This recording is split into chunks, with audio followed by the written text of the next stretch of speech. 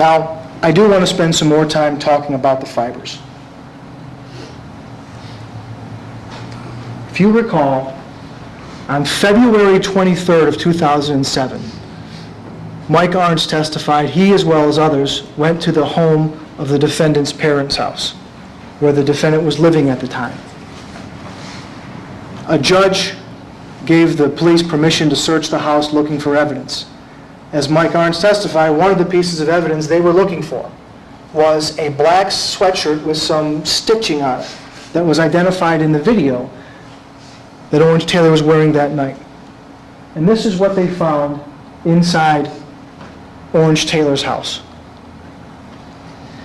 As you recall the video, one of the things they were looking for in the back, the shirt, you saw that very difficult to see because it was low quality video, but what you did see was this line across the back. And then very faintly there was this type of half circle here. And they find this piece of evidence in his house. That's February 27th. And then they take this up to the crime lab. And they compare it to these foreign black acrylic fibers that were found on Laura Dickinson's body. And this is the same view of that shirt, front side. This is the shirt that was used at the crime lab. This is a photograph taken by Guy Nutter, who did the analysis. And it's remarkable. If you recall back to his testimony, we had that worksheet or that chart where there's about 8 or 9 different things that they look at to distinguish fibers. There are natural fibers, there are synthetic fibers, there are color differences, there are diameter differences, there are all kinds of chemical differences as well. And this particular exhibit involved the fiber pill. Recall, a fiber pill is a collection of fibers. It's not just 1 or 2 fibers, but it's a bunch of them. Basically, it's a fiber ball. We all see these on our clothing from time to time, where fibers kind of ball up. And it's an exact match. It looks exactly like those fibers that came from Mr. Taylor's sweatshirt. Now, when you think about that, and you think about where those fibers are, on the skin, they took a bunch of Post-it notes and they're lifting these things off her skin. They take big pieces of tape. We actually pulled one of those things out and you saw the little squiggly stuff on it, where they're sticking it across her white tank top shirt. Here and here. And you see all these fibers there. And the fact that there was a fiber pill there, which, as Guy Nutter testified to in terms of transfer, what he saw was that was 2 bodies, or that was 2 objects coming into contact with each other. That's the explanation as to why you have that number of fibers in those locations. Now, the other thing about that is these same fibers were all over the pillow, too.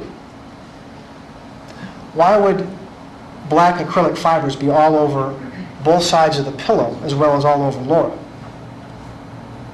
Because Orange Taylor, who was wearing that shirt, was touching the pillow and was touching Laura. And he was using the pillow to smother her to death. And when you think about the blue nylon blanket, those fibers were all over the defendant's shirt. That shows more contact. That blanket was on the ground. If Orange Taylor just walked in and saw what he thought was an incapacitated woman laying on the floor and never touched her, those blue fibers aren't going to, suddenly rise off the ground there and attach to his shirt. I think if you recall what Fred Farkas said during the interview, tried to get Mr. Taylor to be more honest. Said, one of the theories that was thrown out there, Mr. Mr. Taylor, did you see something in there that startled the devil out of you? Didn't startle the devil out of Mr. Taylor. Now, I want to talk for a moment about the DNA evidence. The DNA evidence involves essentially two semen stains. One is the semen stain on her leg. That was testified to that the mixture could be from swabbing Laura Dickinson's leg. That's why you would pick up Laura Dickinson's DNA if you're swabbing this semen stain that's on her inner right thigh. And you're going like that, you may scrape some of her DNA onto that Q-tip. But then you think about the semen stain on the fitted bed sheet. You're not scraping her leg at that time. You have a mixture again. Mixture could be caused by skin cells that came off at some point, although she's wearing a shirt. Or, as Heather Beta testified, they could be the result of cells that were involved that are from Laura Dickinson's vaginal tract.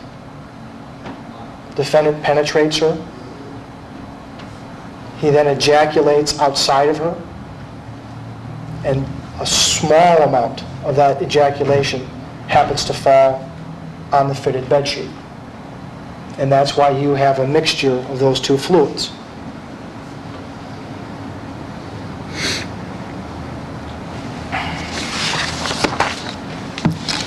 Now I want to take some time to talk about the defendant's statement to the police, because I think it's very revealing in a number of ways. If you recall, the defendant told the police at the beginning of the interview he didn't know anyone at Walton Hall.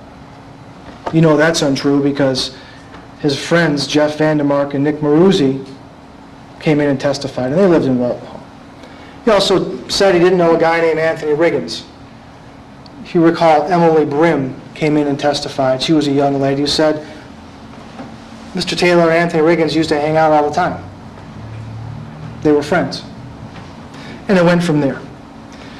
He hadn't been in Hill Hall for the entire school year. If you recall, he said he hadn't been over to Hill.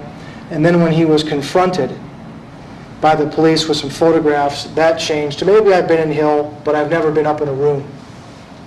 Then when they challenged him on that, well, maybe I've been in a room, but I just reached in real quick and grabbed a bag. And then when he's challenged on that, well, maybe I went in there a little bit more and I saw a few more things. But one of the things about his interview was interesting was he kept trying to ask the police what evidence they had. What do you have? And trying to tell a story that was in response or reacting to what information the police had. If you recall that, it was a little bit of a cat and mouse game at times, where he's trying to get information.